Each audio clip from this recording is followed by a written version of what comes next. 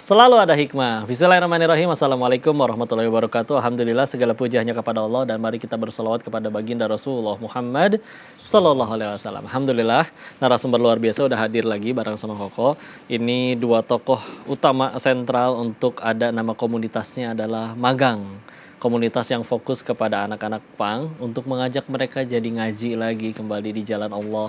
Dan ini keren banget sih. Ini banyak yang dakwahnya belum mau atau nggak bisa nyentuh ke sana, tapi beliau bisa ngajakin mereka ngaji, bahkan jadi kebaikan bagi masyarakat. Kita langsung sapa beliau-beliau. Yang pertama ada Bang Landak dan juga Bang C. Assalamualaikum. Waalaikumsalam. Sehat dua-duanya Bang ya? Alhamdulillah. Alhamdulillah. Nama aslinya siapa sebetulnya Bang? Nggak mungkin dilekasi nama Landak. Ya itu memang nama julukan. Nama asli sebenarnya Sinan Sanjaya. Sinan Sanjaya. Atau lagi? Saya nama asli saya Cecep Agus Setiawan. Oh, Cas nih berarti ya. Alhamdulillah. Dan kalau pengen izin tanya-tanya ya, Bang ya. Nyeritain tentang gimana perjuangan dakwah di teman-teman pang ini sebetulnya. Sesulit apa, tantangannya apa aja, kayak gimana tuh? Enggak, dari siapa dulu? Cekgu dulu mungkin. Oke. Ya, komunitas magang itu Majelis Gerakan Anak Pang itu didirikan awal tahun 2022. Ya. Awalnya 2022. Bulan Januari awal deh itu. Oke. Dulu saya juga pernah membuat komunitas namanya Kajian Trotoar. Iya, oh yang singkatannya Katro, Kajian Trotoar. Iya betul, Oke. Katro itu. Nah segmennya itu kalau Katro kan anak-anak motor. Iya. Nah terus kita perluas, ternyata alhamdulillah dari teman-teman pang nih yang mohon maaf mukanya seperti ini ya, yang Gimana kayak gini tuh gimana? yang Ganteng maksudnya. Oh, handsome, ganteng. 11-12 kan sama kau Denis? Wah, Masya Allah. Yang ada tindikannya, bahkan ada apa namanya, tato dan lain Iya. sebagainya ya. Ada juga teman yang tatonya itu sampai ke muka-muka gitu lah. Iya, Masya Allah. Itu yang memang segmen dakwah kita, dan mereka itu memang belum ada dakwah yang ke sana. Jadi alhamdulillah dengan izin Allah juga kita juga merambah ke dunia-dunia teman-teman pang yang memang dari beberapa orang-orang umum kan melihat anak-anak pang kan kurang respect gitu Iya, lah. sebagian. Sebagian. Dan alhamdulillah kita juga akhirnya bisa bertemu dengan Bang Landak dan teman-teman yang bisa apa namanya menerima dakwah kita. Alhamdulillah. Jadi aslinya juga pada pengen dan ngerasa perlu ya sama Allah, sama agama. Dan waktu itu sempat ada penolakan nggak Bang Jus atau gimana? Kalau saya pribadi ya berangkat dari keresahan hidup sih sebenarnya. Iya awalnya ya. Iya. Awalnya kan kita memilih pang ini sebagai jalan hidup gitu. Saya tuh terlahir dari keluarga yang memang ya orang tua dua-duanya butuh huruf gitu kan. Jadi menyekolahkan saya tuh ya alhamdulillah cuma baru sampai SMP gitu kan. Ya teman-teman saya tuh yang lain melanjut sekolah gitu kan. Nah saya mau kemana nih gitu. Kira kita turun ke jalan ketemu teman-teman gitu ya. Mereka nyanyi nongkrong-nongkrong di jalan tuh isi lagunya tuh tentang realitas kehidupan gitu. Terus kritik terhadap ya yang terjadi pada saat itu. Iya.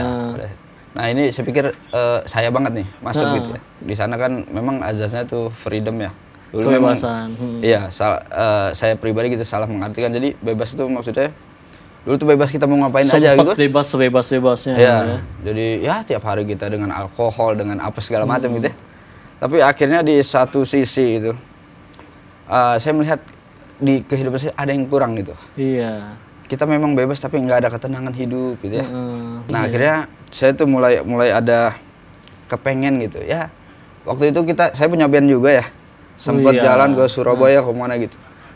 Nebeng-nebeng kereta, nebeng-nebeng truk gitu ya. Nah kita tidur di hotel tuh.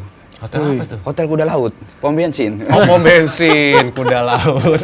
Jadi, Iya. di situ kita subuh tuh bangun. Kadang orang tuh ada yang sholat di situ. Nah kita ngeliat, aduh, dia nuntun anaknya. Jadi ya tersentuh lah di situ. Saya pikir kalau hidup saya begini terus ya, gimana kita mau kayak orang-orang yang lain gitu. Akhirnya di situ ya. Iya, dan saya juga ngeliat gini, banyak ya mohon maaf gitu teman-teman saya banyak yang meninggal dalam keadaan ya overdosis terus dan ada yang meninggal ketabrak terus segala macam lah gitu. Saya pikir kalau saya mau masih begini terus mungkin saya bisa jadi salah satunya. Na'udzubillah ya. Iya. Ya akhirnya karena kasih sayang Allah gitu ya. Saya pengen berubah gitu. Ya Allah menemukan lah. Ya memang di Pang juga ada komunitas teman-teman ketika kita ada tuh niatan mau bikin kajian gitu ya. Iya. Beliau datang lah. Itu Iya. Allah yang pertemukan ya. Iya, alhamdulillah. Dan sisa-sisanya masih ada ini tindikan.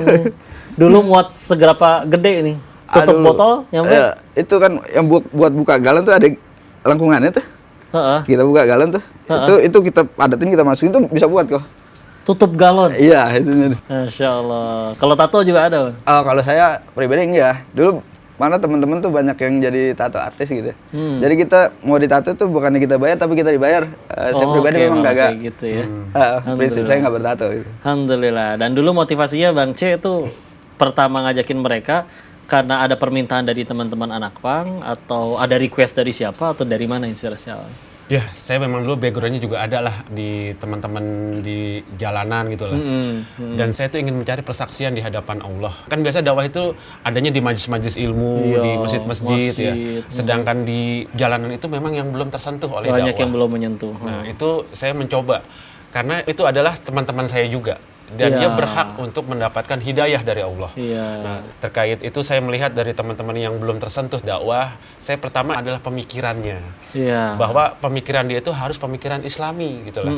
Jadi jangan merasa dia hanya merasa menjadi seorang yang muslim, orang Islam, tapi dia tidak tahu dengan syariat-syariat Islam. Karena apa? Saya juga dulu begitu gitu lah.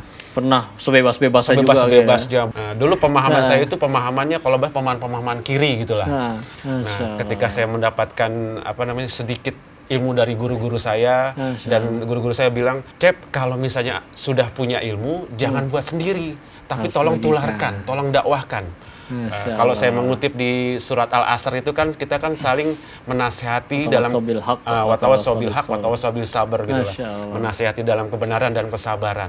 Itu ada beberapa orang yang tidak merugi. Ya, pemirsa tuh, Masya Allah. Bang C, tahan dulu biar makin penasaran nih yang nonton. Kita akan lanjut di sesi selanjutnya. Kalian jangan kemana-mana, tetap di Selalu Ada Hikmah. Ya biasanya kalau kita kan begini ya. Dulu aja ketika kita maksiat diomongin orang kita udah cuek nih.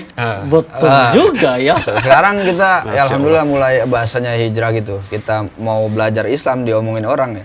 Ya apa yang ngaruhnya gitu.